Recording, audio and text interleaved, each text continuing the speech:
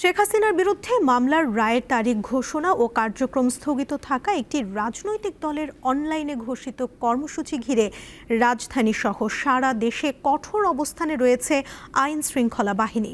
পাশাপাশি চলছে সকাল থেকে ঢাকা আরিচা এবং নবীনগর চন্দ্রা মহাসড়কের বিভিন্ন পয়েন্টে বিক্ষোভ মিছিল ও অবস্থান কর্মসূচি পালন করেছে বিএনপি, জামায়াত ও এনসিপির নেতাকর্মীরা। ঢাকার প্রবেশপথ আমিন বাজারে অতিরিক্ত পুলিশ, র্যাব ও গোয়েন্দা সংস্থার সদস্যরা মোতায়েন রয়েছেন। বিভিন্ন গুরুত্বপূর্ণ পয়েন্টে বসানো হয়েছে তল্লাশি চৌকি এবং বাড়ানো হয়েছে গোয়েন্দা নজরদারি।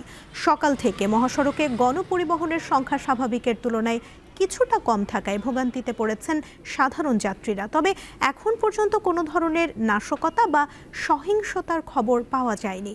বুধবার গভীর রাতে সাভার ও আশুলিয়ার বিভিন্ন এলাকায় অভিযান চালিয়ে অন্তত 11 জনকে আটক করেছে আশুলিয়া থানা পুলিশ।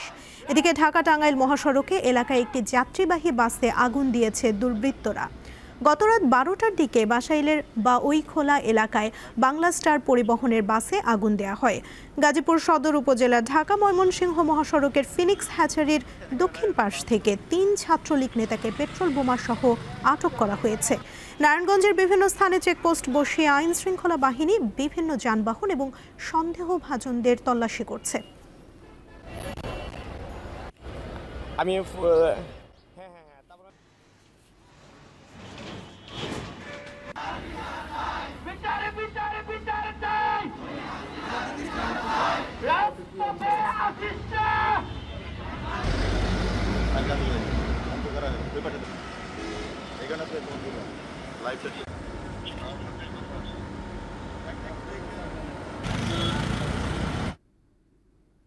দর্শক, রাজধানী ও এর আশেপাশের অঞ্চলের নিরাপত্তা পরিস্থিতি নিয়ে আমরা জানব। আমাদের সাথে আছেন সহকর্মী দিলশাদ অ্যানি এবং এম এ হালিম। প্রথমেই চলে যাচ্ছি অ্যানির সঙ্গে কথা বলবো আমরা। অ্যানি, রাজধানীর আইন শৃঙ্খলা পরিস্থিতি নিয়ে আমাদের বিস্তারিত জানাবেন।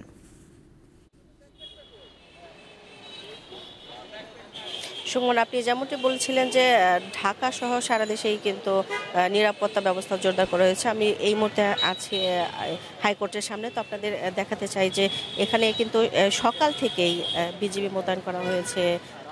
আর্মস পুলিশ যে ব্যাটালিয়ন আছে তাদের যে সদস্য আছে তাদেরকে মোতায়েন করা হয়েছে। ডিএমপির সদস্যরা আছেন।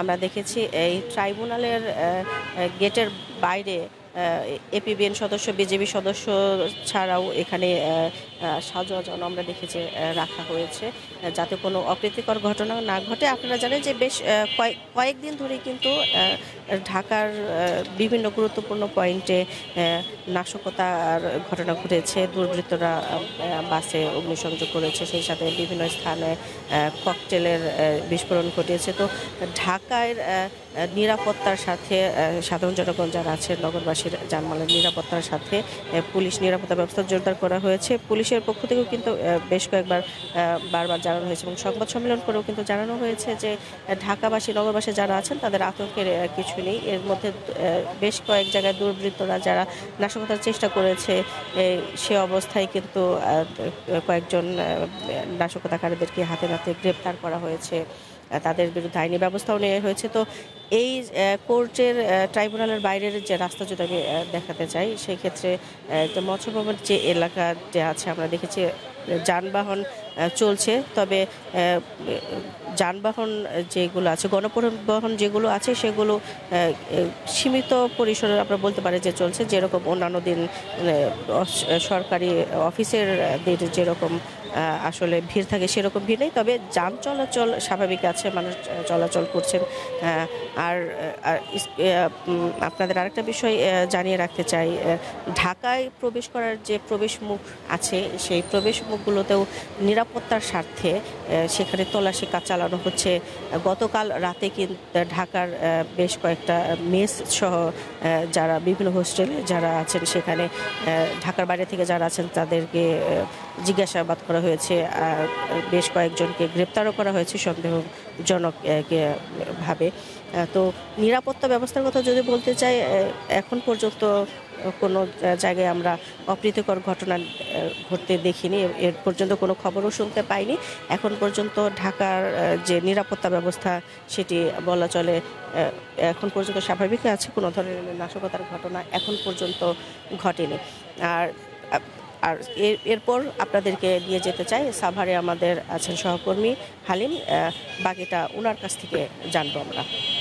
হ্যাঁ, আর এনি আপনি যেমনটি বলছিলেন, আপনি রাজধানীর খবর জানাচ্ছিলেন। আমি এই মুহূর্তে রয়েছি ঢাকার যেটি প্রবেশমুখ আমিন বাজার। তো এই আমিন বাজারে কিন্তু সকাল থেকে আমরা দেখতে পেয়েছি এখানে কিন্তু সেই নিরাপত্তা চৌকি বসিয়ে কিন্তু পুলিশ প্রত্যেকটি যানবাহন তল্লাশি করছেন এবং এখানে কাউকে সন্দেহভাজন হলে তাকে জিজ্ঞাসা করা হচ্ছে এবং এক্ষেত্রে তাদের সাথে যে ব্যাগ এবং ব্যাগেজ থাকে সেগুলো কিন্তু তারা চেক করছেন। সব মিলিয়ে আমরা দেখতে পাচ্ছি যে গতকালকে থেকে যে এখানে নিরাপত্তা চৌকি বসানো হয়েছিল সেই নিরাপত্তা চৌকি কিন্তু আজও রয়েছে এবং এছাড়া কিন্তু আমরা দেখতে পেয়েছি যে এই যে আওয়ামী লীগের যে ঘোষিত অনলাইনে যে লকডাউন, সেই লকডাউনকে কেন্দ্র করে যেটি আমরা দেখতে পেয়েছি সাভারের যে বিভিন্ন রাজনৈতিক দল রয়েছে, বিশেষ করে বিএনপি, এনসিপি এবং জামাতে ইসলাম, তারাও কিন্তু প্রতিরোধ করার জন্য আমরা দেখতে পেয়েছি গত রাত্রে থেকে মিছিল করেছেন এবং আজকে সকালবেলা ভোরেও আমরা বাংলাদেশ জামাতে ইসলামী এবং ছাত্র শিবির এবং এছাড়া যুব দল বিএনপি তারাও কিন্তু মিছিল করেছেন এবং নিরাপত্তার বিষয়টি আমরা দেখতে পেয়েছি পুলিশ কিন্তু সাভার, আশুলিয়া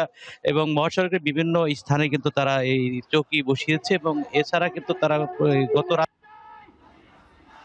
এবং বিভিন্ন মামলার যে আসামি প্রায় 11 জন আসামি তাকেও কিন্তু গ্রেপ্তার করেছে আমরা জানতে পেরেছি এবং আপনারা দেখতে পাচ্ছেন এই মুহূর্তে কিন্তু যে একটি গাড়ি থামিয়ে কিন্তু সেখানে যে তল্লাশি চালানো হচ্ছে। সব মিলে এই ঢাকা-আরিচা মহাসড়কের যে এই রাজধানীর প্রবেশমুখ, এখানে কিন্তু আমরা নিরাপত্তা ব্যবস্থা আমরা দেখতে পাচ্ছি যে জোরদার করা হয়েছে। এছাড়া মহাসড়কে কিন্তু আজকে এই দিনটি উপলক্ষে কিন্তু আমরা দেখতে পেয়েছি যে যানবাহন অনেকটাই কম এবং সেই যানবাহন কম থাকার কারণে কিন্তু আমরা সকাল থেকে এই মহাসড়কের বিভিন্ন যে এখানে বাস স্ট্যান্ডগুলো রয়েছে সেখানে কিন্তু আমরা দুর্ভোগ দেখতে পেয়েছি সাধারণ মানুষের। তো এই ছিল আমার কাছে এই সাভার থেকে সর্বশেষ।